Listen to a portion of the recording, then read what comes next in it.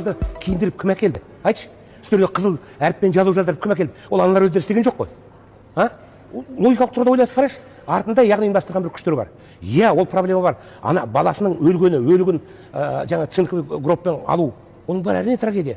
Көңіл айтам, мен өзім азамат тұрғыда. Мен де әскерде қызмет еткенмін. Мен де білем бұл. Бірақ әскерде бізде әлімжеттілік ондай жоқ. Өйткені біздегі әскердегі қазір әрбір рота, әрбір взвод, әрбір батальон, ол әрбір жыл призыв бойынша жасақталады. Оның ішінде біреуі жаңағы бір жыл бұрын немесе біреуі жарты жыл бұрын келген деген әскерге алынған деген ондай қазір жоқ.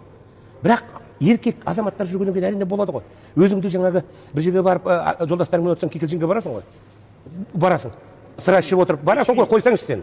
Онда сыра ішпей қой жерде есік алдында бір жерде бір сөздерге келіспей қаласың. Сол сияқты жағдайлар болады. Онда яғы былай айтқанда қалай шындықты қоғамда бар шындықты жаңағы бір топастықпен қабылдауға болмайды. Қоғамда бізде бар проблема.